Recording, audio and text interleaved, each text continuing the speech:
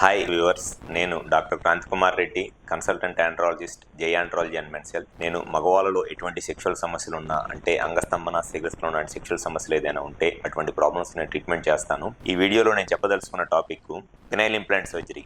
అంటే ఎవరిలో అయితే ఈ అంగస్తంభన సమస్యకి ఎటువంటి మెడిసిన్స్ వాడుతున్నా సెక్షువల్గా వాళ్ళకి ఆ ప్రాబ్లం క్లియర్ అవ్వక ఇబ్బంది పడుతున్నారు, అటువంటి వాళ్ళలో ఉన్న best and permanent solution penile implant surgery. అసలు ఈ పినైల్ ఇంప్లాంట్ సర్జరీ అనేది ఎవరిలో చేస్తారు అండ్ ఈ పినైల్ ఇంప్లాంట్ సర్జరీ చేయడానికి ముందు పేషెంట్ హెల్త్ కండిషన్ ఎలా ఉండాలి అండ్ ఈ సర్జరీ చేసిన తర్వాత సెక్షువల్గా ఈ కలవటానికి ఎన్ని రోజులు టైం పట్టింది అండ్ పోస్ట్ సర్జరీ ఉండే ఇబ్బందులు ఏమిటి అనేది ఈ వీడియోలో నేను డీటెయిల్గా చెప్తాను. ముందుగా పినైల్ ఇంప్లాంట్ సర్జరీ అనంటే ఎవరిలో అయితే ఎటువంటి వైగ్రా ట్యాబ్లెట్స్ కానివ్వండి, లేకపోతే PDE5 ఇన్హిబిటర్స్ అంటారు, అటువంటి ట్యాబ్లెట్స్ ఈ అంగస్తంభన సమస్యకి ఎంత డోసులో వాడుతున్నా సెక్షువల్గా ఇబ్బంది పడుతున్నారు, అటువంటి పేషెంట్స్లో చేసే బెస్ట్ అండ్ పర్మనెంట్ సొల్యూషన్ కోసం చేసే సర్జరీయే ఈ పినైల్ ఇంప్లాంట్ సర్జరీ. సో ఈ పినైల్ ఇంప్లాంట్ సర్జరీలో ఎవరిలో అయితే ఈ ట్యాబ్లెట్స్ వాడతా సెక్షువల్గా ఇబ్బంది పడుతున్నారో వాళ్ళలో పెన్నిస్ లోపల కార్పోరా క్యావర్నోజా అనే బ్లడ్ సప్లై వచ్చే బాడీస్ ఉంటాయి, కార్పోరల్ బాడీస్ అని. ఆ కార్పోరల్ బాడీస్లో ఈ 2 ఇంప్లాంట్స్ అనేది పెడతాము. సో ఈ సర్జరీ చేయడానికి ముందు ఖచ్చితంగా అంగస్తంభన సమస్య ఉన్న వాళ్ళలో ఎవరిలో అయితే ట్యాబ్లెట్స్ వాడినా కూడా వాళ్ళకి ఆ ప్రాబ్లం క్లియర్ అవ్వట్లేదు, అటువంటి వాళ్ళలోనే ఈ సర్జరీ అనేది చేయాలి. అంతేగాని జస్ట్ ఈ ఎరెక్టైల్ డిస్ఫంక్షన్ లేదా అంగస్తంభన సమస్య వచ్చిన ప్రతి ఒక్కళ్ళలోనూ ఈ సర్జరీ అనేది అవసరం ఉండదు. ఎందుకనంటే 100లో 70 నుంచి 75 మంది పేషెంట్స్కి నార్మల్గా ట్యాబ్లెట్స్తోనే వాళ్ళ ప్రాబ్లం అనేది క్లియర్ అయిపోయింది. ఎవరైతే ఆ 25 to 30 పేషెంట్స్ 100లో ట్యాబ్లెట్స్ వాడుతున్నా ఆ ప్రాబ్లం క్లియర్ అవ్వదు, కేవలం వాళ్ళలో మాత్రమే ఈ సర్జరీ చేయాల్సి వచ్చింది. సో అందరికీ ఎరెక్టైల్ డిస్ఫంక్షన్ ప్రాబ్లం ఉన్న అందరికీ ఈ సర్జరీ అవసరం లేదు.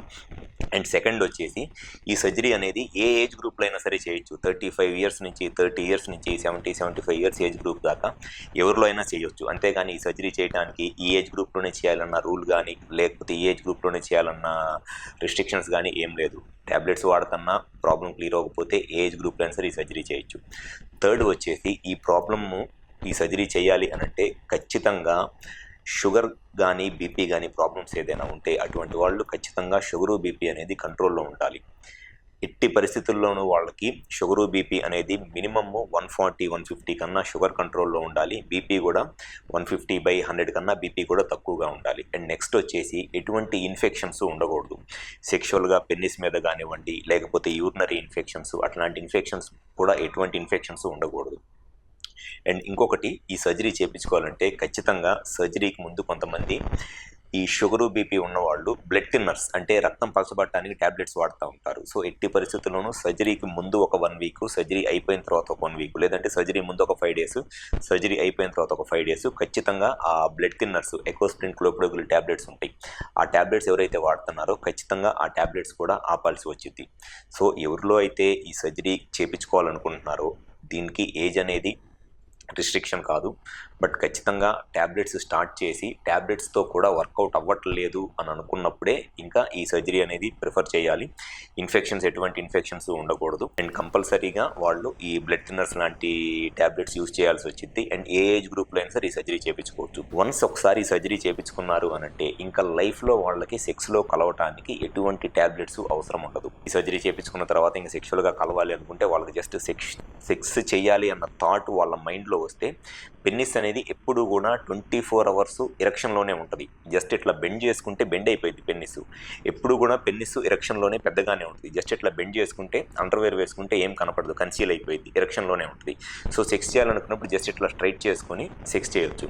అండ్ ఈ సర్జరీ వల్ల వచ్చే ఇంకొక అడ్వాంటేజ్ ఏంటి అనంటే కొంతమందికి శీఘ్రస్ఖలనం అంటే ప్రీమెచ్యూర్ ఎజాక్యులేషన్ ప్రాబ్లం ఉంటుంది. జస్ట్ ఈ ఎరెక్టైల్ డిస్ఫంక్షన్తో పాటు శీఘ్రస్ఖలనం ప్రాబ్లం కూడా ఉంటుంది. జస్ట్ ఇన్సర్ట్ చేసి సెక్స్ చేస్తున్నప్పుడు 1 మినిట్లోనో లేకపోతే 1 మినిట్ కన్నా తక్కువగానే సెమెన్ అవుట్ అయిపోయి సెక్షువల్గా సాటిస్ఫై అవ్వరు. అటువంటి వాళ్ళలో రెండోసారి సెక్స్ చేద్దాం అన్నప్పుడు అంత ఈజీగా ఇమీడియట్గా 10 మినిట్స్లోనో హాఫ్ అన్ అవర్లోనో పెన్నిస్ ఎరెక్షన్ రాదు.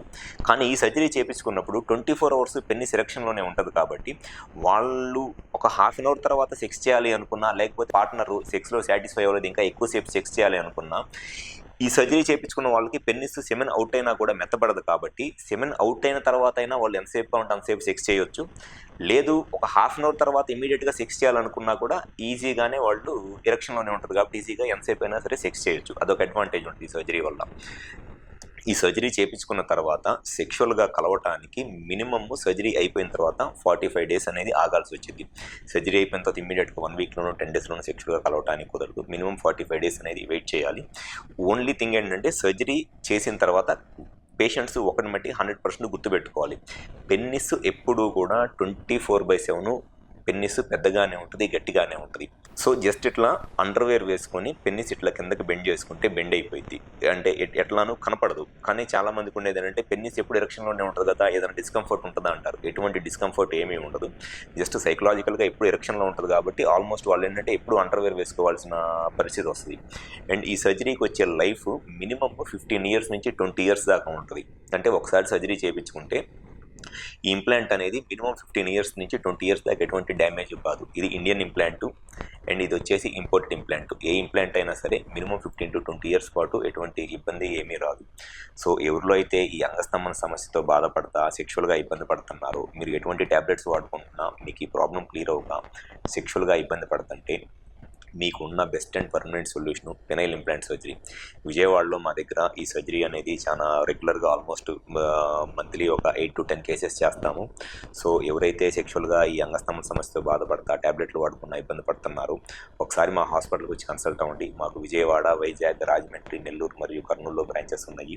ఈ 5 ప్లేసెస్లో ఎక్కడైనా సరే కాల్ చేసి అపాయింట్మెంట్ తీసుకొని ఒకసారి వచ్చి కన్సల్ట్ అవ్వండి. మీకు సెక్షువల్గా ఏ సమస్య ఉన్నా 100% దానికి పర్మనెంట్ సొల్యూషన్ అనేది చెప్పడం జరుగుతుంది. Thank you.